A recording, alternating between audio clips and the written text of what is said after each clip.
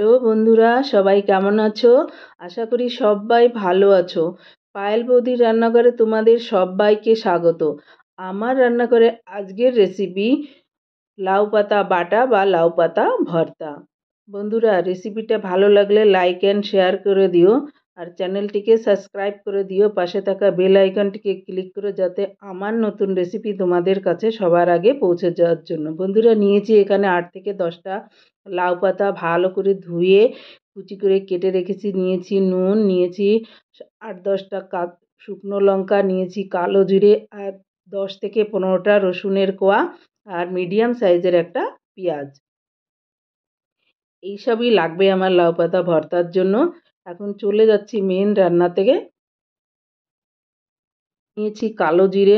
কালো জিরেটা শুকনো খোলায় ভেজে তুলে রাখবো। শুকনো খোলায় কালো জিরে ভাজলে এর গন্ধটা খুব সুন্দর আসে। তেলে দিলে তুমি এই গন্ধটা একদমই আসবে না। তাই আমি শুকনো খোলায় ভেজে, তোমরা বিশ্বাস না করলে একবার ট্রাই করে দেখতে পারো এভাবে, এই প্রসেসে। আমার ভাজা হয়ে গেছে কালো জিরেটা, এখন নামিয়ে নেব। নিয়েছি কড়াই, আবার কড়াইয়ে অল্প তেল দেব। তেলের মধ্যে দিয়ে দেব শুকনো লঙ্কাগুলো। লঙ্কাগুলো আমি ভেজে নেব। সুন্দর করে লঙ্কাগুলো ভেজে তুলে নেব, শুকনো লঙ্কাগুলো। এতগুলো লঙ্কা দিয়েছি বলে এতগুলো লাগবে না, যতটা প্রয়োজন আমি নিয়ে নেব, বাদ বাকি থাকবে। লঙ্কাগুলো তুলে নিলাম, আর 10 থেকে 15 কোয়া রসুন দিয়ে দিলাম। এটাকেও হালকা ভেজে নেব। হালকা ভেজে নাড়াচাড়া করে সুন্দর একটা গন্ধ আসবে। ব্যাস, ভেজে হয়ে গেছে। এখন আমি দিয়ে দেব কুচি করা লাউ পাতাগুলো। লাউ পাতা দিয়ে এটাকে সুন্দর করে ভেজে নেব। লাউ পাতাটা নাড়াচাড়া করে এটাকে আমি সুন্দর করে ভেজে নেব। এখন দিয়ে দেব এর মধ্যে পরিমাণ মতো নুন। নুনটা একটু বেশিই দিচ্ছি, কারণ লাগবে এতে। এখন নুন দিয়ে নাড়াচাড়া করে এটাকে খুব সুন্দর করে ভেজে নেব। যতক্ষণ এর গায়ে জল থাকবে আমি ততক্ষণ ভাজবো। জল থাকলে এই বাটাটা একদমই টেস্টি লাগবে না। তাই শুকনো শুকনো করে তুলতে হবে। দিয়েছি 5 থেকে 6টা কাঁচা লঙ্কা। তোমরা শুধু শুকনো লঙ্কাও করতে পারো। আমি কাঁচা লঙ্কাটাও মিশিয়ে দিলাম, আমার কাঁচা লঙ্কার ফ্লেভারটা ভালো লাগে। আর দিয়ে দিলাম মিডিয়াম সাইজের একটা পেঁয়াজ। পেঁয়াজ অনেকে কাঁচা দিয়ে বাটে বন্ধুরা, সেক্ষেত্রে বাটাটা তুমি 2-3 দিন রাখতে পারবে না, একটা বাজে গন্ধ এসে যায়। আমি তাই পেঁয়াজটাকে একটু হালকা ভেজে নেব। জাস্ট সোনালি কালার আসবে না, এটা একটু গায়ের জলটা মরে যাবে, একদম সফট হয়ে যাবে। দেখো বন্ধুরা, আমার লাউ পাতা বাটা ভাজাটা একদমই হয়ে গেছে। এর গায়ে একটুও জল নেই। দেখতে পাচ্ছ কড়াইতে কোনো জল নেই। একদম যত পারো শুকনো করে তুলে নিতে হবে। এখন তুলে নিয়েছি, চলে যাচ্ছে আমি বাটার সিস্টেমে। নিয়েছি একটা শিলপাটা, দিয়ে দেবো প্রথমে ভাজা কালো জিরে। এটাকে আমি প্রথমে বেটে নেব। শুকনো এসে ভালো করে এটাকে বেটে নেব।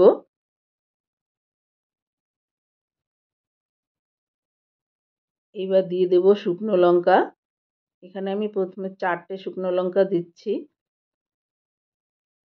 লঙ্কাগুলোতে ভালোই ঝাল আছে, তাই আমি 4টে দিলাম।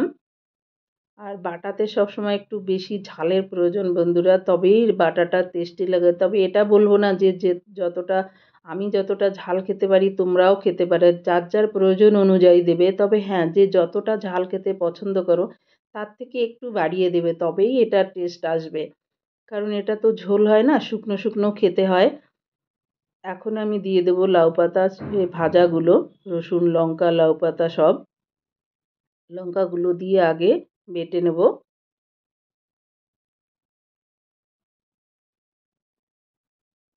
এটাকে খুব ভালো করে বাটতে হবে বন্ধুরা, ধৈর্য হারালে হবে না।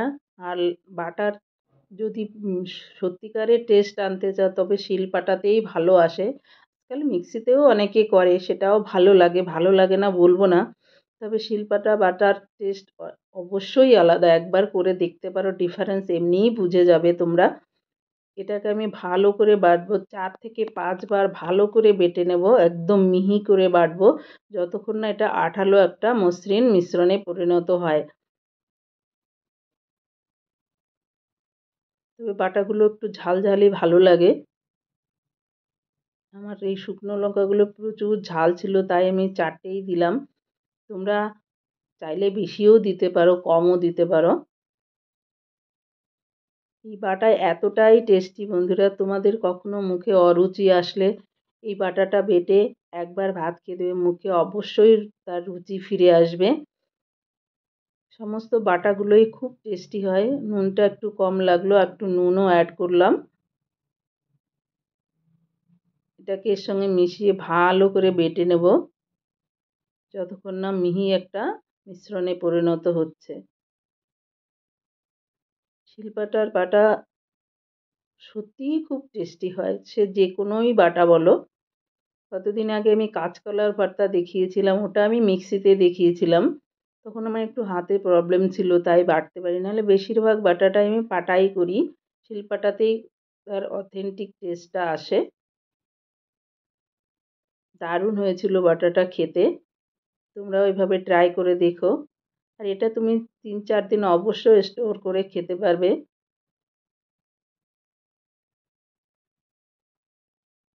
এখন আমি এর সঙ্গে মেশাবো একটু সর্ষের তেল। তেলটা অপশনাল, তোমরা মেশাতেও পারো, নাও মেশাতে পারো, তবে একটু ভর্তায় একটু তেল মেশালে তার টেস্টটা ভালো আসে। দিলাম অল্প তেল, এটাকে আমি ভালো করে মিশিয়ে নেব এর সঙ্গে। একটু বাটাও দিয়ে দিলাম যাতে একদম সব কিছু প্রপার মিশে যায়। আমার বাটাটা একদম রেডি বন্ধুরা, আমি এখন তুলে নেব।